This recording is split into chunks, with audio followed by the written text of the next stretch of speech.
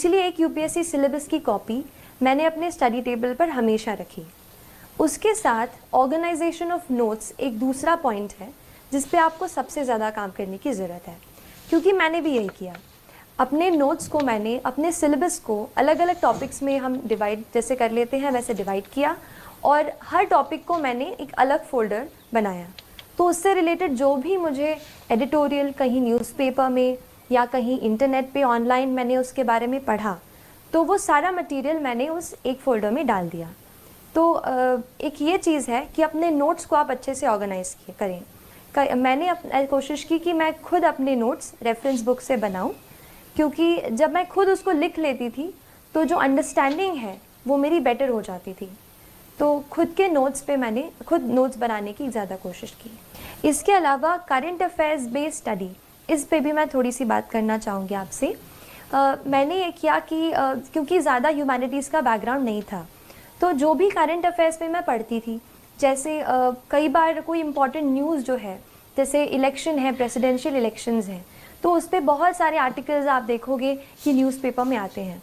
वहीं से मैंने एडिटोरियल्स के नोट्स बनाए, उनको इकट्ठा किया, और करंट अफेयर्स से ही मैंने कोशिश की कि पेपर 2 यानी GS2 और GS3 की मैक्सिमम प्रेपरेशन मैं कहूँगी कि मैंने न्यूज़पेपर्स, आर्टिकल्स ऑनलाइन जो आपको मिल जाएंगे, अच्छे आर्टिकल्स अच्छी वेबसाइट्स के, न्यूज़पेपर्स के, वहाँ से मैंने कोशिश की कि GS2 और GS3 के आंसर्स मैं वहाँ से कवर कर सकूँ।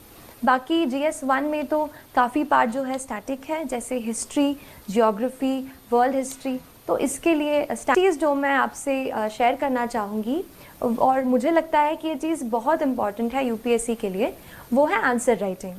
जनरल स्टडीज़ और ऑप्शनल के जो टोटल हमारे रिटन के मार्क्स हैं, वही मार्क्स हैं जो हमें कहते हैं ना आखिर आपको रैंक अच्छी दिलाएंगे।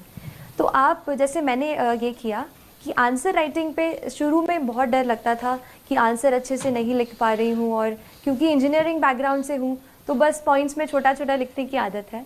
लेकिन जैसे सोशियोलॉजी ऑप्शनल है, आपको डिटेल में सब बताना पड़ता है, और जनरल स्टडीज़ हैं, कुछ डेफिनेशंस रहती हैं, तो मुझे भी शुरू में काफ़ी डर लगता था आंसर्स लिखने से। लेकिन इस डर पे थोड़ा सा मैंने काबू करने की कोशिश की, और हर रोज़ एटलीस्ट 1 से 2 आंसर मैंने रोज़ लिखने की कोशिश की। तो ये चीज़ मैंने की, 1-2 आंसर 1-2 मैं रोज़ लिखती थी।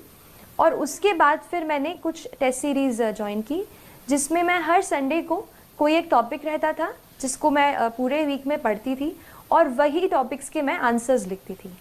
तो क्योंकि कॉम्पिटिटिव एग्ज़ाम है, आपको 1 या आधा मार्क एक्स्ट्रा स्टील करना है, तो इसके लिए आप कोशिश करें कि अपनी रीडिंग वाइड रखें और आंसर राइटिंग की बहुत सारी प्रैक्टिस करें। आंसर राइटिंग की अगर बात कर रही हूँ तो ये बता देती हूँ कि थोड़ा सा मैंने कोशिश की कि कुछ ऐसे सॉल्ट जैसा अपने आंसर में ऐसा स्प्रिंकल करूँ कि आंसर की क्वालिटी अच्छी हो जाए और एग्जामिनर थोड़ा एक्स्ट्रा मार्क्स दे दे। तो इसके लिए मैंने कोशिश की, जैसे फैक्ट्स कहीं से अपन जैसे न्यूज़पेपर पढ़ते हैं, कोई फैक्ट्स पढ़ते हैं, उसको मैंने पहले एक बुक में अलग से नोट कर लिया था। वो फैक्ट्स फिर मैंने एग्ज़ाम के बहुत जल्दी पहले ही एग्ज़ाम के जस्ट पास में ही मैंने वो लर्न कर लिए वो फैक्ट्स।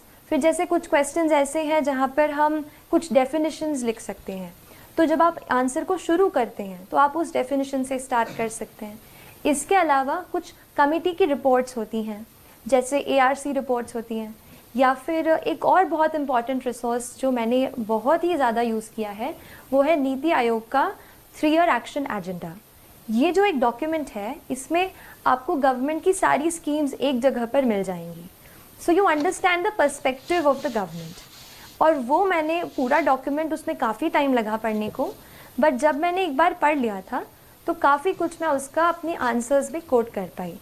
तो जो भी गवर्नमेंट के डॉक्यूमेंट्स हों, जैसे इकोनॉमिक सर्वे आता है, बजट आता है, ये आप बिल्कुल अच्छे से पढ़ें। मैंने भी पढ़ा और इसको फिर मैंने कोशिश की कि आंसर में लिखूं। और एक और लास्ट चीज़, आंसर्स में आप थोड़ा सा कहीं फ्लो चार्ट या कहीं इंडिया का मैप, ऐसे भी आप घर से प्रैक्टिस, पहले से जब आप आंसर राइटिंग करते हो आप उसमें प्रैक्टिस करो। मैंने एक शीट में जो भी मुझसे लगा कि ये यूज़ हो पाएगा, मैंने एक जगह पे सारी ड्राइंग्स ऐसे फ्लो चार्ट्स इकट्ठा कर लिए थे, और वही फिर मैं रिवाइज़ करके आंसर हॉल में, जो भी राइटिंग हॉल था, वहाँ गई। तो उससे मुझे लगता है कि आंसर्स मैं अच्छे लिख पाई। और तय वक्त में, यानी जो हमें 3 आवर्स का टाइम मिलता है, उसमें मैंने कोशिश की कि मैं सारे आंसर्स जो है वो कई बार हम सोचते हैं कि टेस्ट हमें बहुत सारे देने हैं, एंड मैंने भी पहले ये टेस्ट किया है कि टेस्ट सीरीज़ बहुत ज़रूरी है। टेस्ट सीरीज़ इसलिए इम्पॉर्टेंट हो जाती है क्योंकि हमें घर बैठे ये नहीं पता चलता कि हमारा क्या लेवल है, क्या स्टैंडर्ड है, क्या हम उस तरीके का एग्ज़ाम में परफॉर्म कर पाएंगे। तो ऐसे डाउट्स मुझे भी थे। टेस्ट देके मुझे ये पता चला कि ऑल इंडिया लेवल पर या जो भी आप इंस्टीट्यूट का ले रहे हैं उस लेवल पर आपकी क्या स्टैंडिंग है।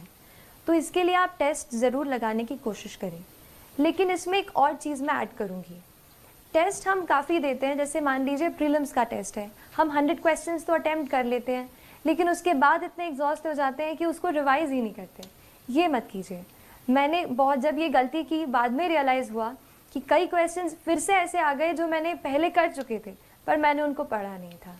तो आप ये करो। और मैंने ये किया था कि पहले मैंने जैसे एग्ज़ाम दे दी, 2 घंटे में हमने पहले क्वेश्चन सारे सॉल्व कर लिए।